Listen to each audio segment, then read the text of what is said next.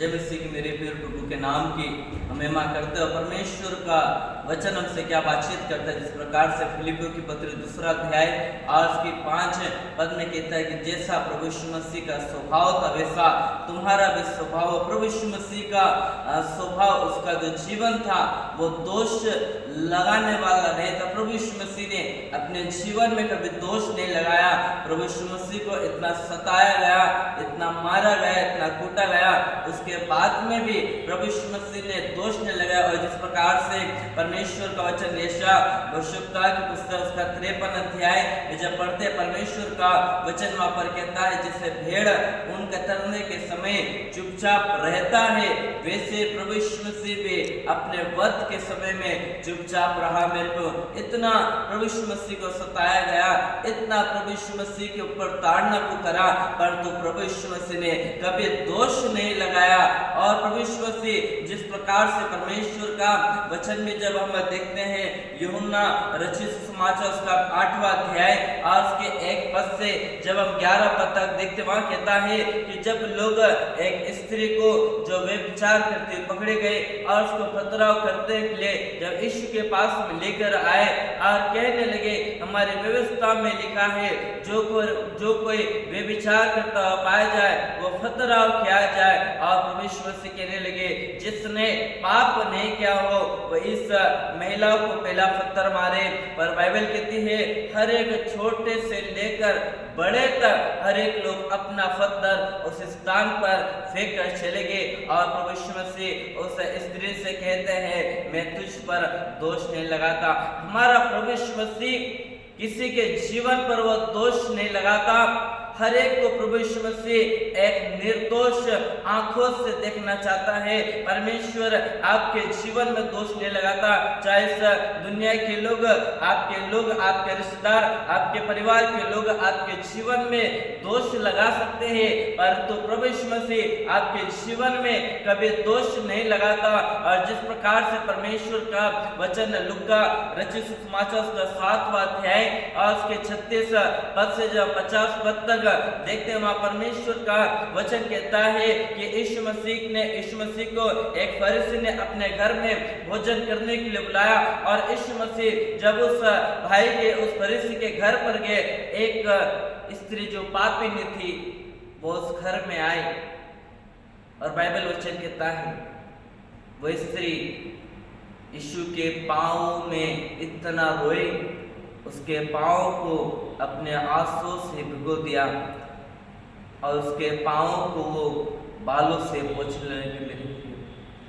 वो व्यक्ति कहने लगा यदि ये भविष्यवक्ता होता, ये जान लेता कि ये स्त्री पापी, ये स्त्री व्यभिचार करी हुई है, वो जान लेता है कि ये स्त्री ने गलत काम किया है, परंतु प्रभु यीशु मसीह कहते उस व्यक्ति से मैं तेरे घर में आया, तूने मुझे पैर को धोने के लिए पानी नहीं दिया।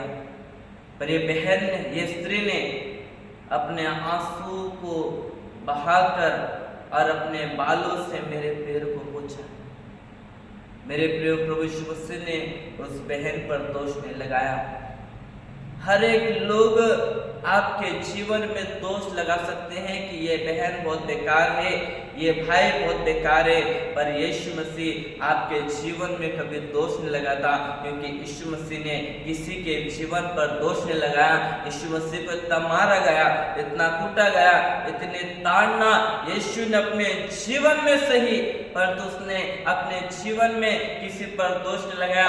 उन सैनिकों पर दोष नहीं लगाया जिन्होंने उसको मारा, जिसने 39 कोड़े मारे उन लोगों पर यीशु ने दोष नहीं लगाया। जिसने यीशु के सिर पर कांटों का ताज पहना दिया उस व्यक्ति को यीशु ने दोष नहीं लगाया। जिस व्यक्ति ने यीशु के पसली पर भाला मारा उस पर यीशु ने दोष नहीं लगाया, परंतु यीशु मसीह उस कलवरी क्रूस पर जिस प्रकार से लूका रचित सुसमाचार 23 अध्याय और उसके 34 पद को जब पढ़ते हैं, वहां परमेश्वर का वचन कहता है यीशु मसीह ने कहा हे पिता इन्हें क्षमा कर क्योंकि ये नहीं जानते ये क्या कर रहे हैं। उस समय यीशु ने उनके जीवन पर दोष नहीं लगाया। आज आपका और मेरा जीवन भी ऐसा ही होना चाहिए।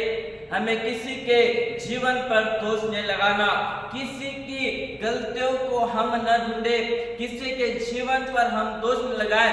जब प्रभु यीशु मसीह ने इतने ताड़ना को सह लिया, इतने दुखों को सह लिया, इतनी परेशानियों को प्रभु यीशु ने सह लिया और उसके बाद में यीशु ने अपने मुंह को नहीं खोला, किसी पर भी दोष नहीं लगाया। आज आपका और मेरा जीवन भी, आज आपका और मेरा स्वभाव भी किसी पर दोष लगाने वाला, किसी पर उंगली उठाने वाला नहीं होना चाहिए। मेरे प्रियो, मेरा प्रभु ने दोष नहीं लगाया, मेरे प्रभु ने माफ कर दिया, मेरे प्रभु ने क्षमा कर दिया। क्या आज आपका जीवन क्षमा करने वाला है या नहीं? क्या आज आपका जीवन माफ करने वाला है या नहीं? मेरे प्रभु ने इतने दुख उठाकर भी माफ कर दिया। मेरे प्रियो, प्रभु कहता है, हे पिता तुमको क्षमा कर दे, हे पिता तुमको माफ कर दे, क्योंकि ये नहीं जानते ये क्या कर रहे हैं। आज आपका और मेरा जीवन में एक दूसरे को माफ करने वाला, एक दूसरे को क्षमा करने वाला जीवन होना चाहिए। मेरे प्रियो, आज मनुष्य का जो स्वभाव होता है, अरे मैं तो इसको कभी माफ नहीं करूंगा, मैं तो इसको कभी क्षमा नहीं करूंगा, इसने तो मेरे साथ में ऐसा किया था, इसने तो मेरे साथ में लड़ाई किया था, इसने तो मेरा बुरा किया था, इसने तो मेरा कभी जीवन में साथ नहीं दिया, अरे मैं इसको तो कभी क्षमा नहीं करूंगा, इसको तो मैं कभी माफ नहीं कर। नहीं मेरे प्रियो, चाहे लोग आपका कितना भी नुकसान कर दे, परंतु आपको उनको माफ करना है, उनको आपको क्षमा करना है। आपका हृदय, आपका जीवन क्षमा करने वाला होना चाहिए, आपका मन माफ करने वाला होना चाहिए। हम अपने आप को परखें, हम अपने आप को जांचें, क्या मेरा जीवन क्षमा करने वाला है नहीं? क्या मेरा जीवन माफ करने वाला है नहीं? यीशु का जीवन, यीशु का स्वभाव माफ करने वाला, क्षमा करने वाला।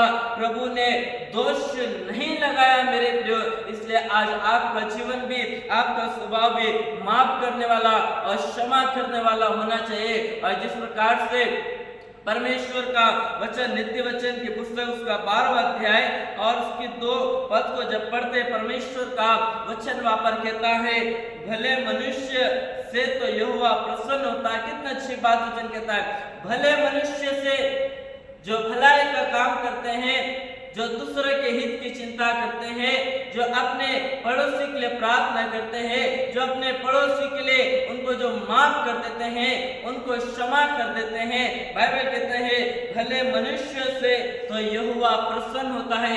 यदि आप भले मनुष्य हो, यदि आप भलाई का काम करते हो, यदि आप एक दूसरे को क्षमा करते हो, परमेश्वर आपके जीवन से प्रसन्न होगा, परमेश्वर आपके जीवन से आनंदित होगा। और आगे बाइबल कहते हैं, परंतु बुरी युक्ति करने वाले को वह दोषी ठहराता है। कितना अच्छा बात मेरे प्रिय, बाइबल कहती है कि वह बुरी युक्ति करने वालों को दोषी ठहराता है। जो आपके लिए बुरी युक्ति कर रहे हैं, आप दूसरों के लिए बुरी युक्ति न करें, आप दूसरों के लिए बुरा विचार न करें, आप दूसरे को गिराने की भावना न करें। नहीं मैं तो इसको मैं गिरा दूंगा, नहीं मैं तो इसको एक दिन पटक दूंगा। नहीं मेरे प्रियो, दूसरे के लिए बुरी युक्ति, बुरी योजना आप कभी मत बनाएं। यदि आप दूसरे के लिए एक बुरी युक्ति और गलत विचार यदि बनाते हैं, आप ही उस विचारों में आप गिर जाएंगे, उस योजनाओं में आप गिर जाएंगे। और बाइबल कहती है कि परंतु बुरी युक्ति करने वाले को वह दोषी ठहराता है। यदि आप बुरी युक्ति करते हैं, परमेश्वर आपको दोषी ठहराएगा।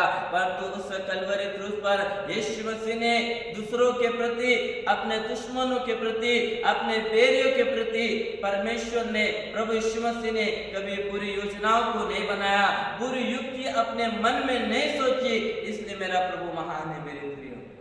यदि आप भी अपने जीवन में दूसरों के प्रति अच्छी योजनाओं को बनाते हैं, दूसरों के प्रति अच्छे मन के साथ में यदि आप रहते हैं, प्रभु भी आपको ऊंचा उठाएगा मेरे प्रियो।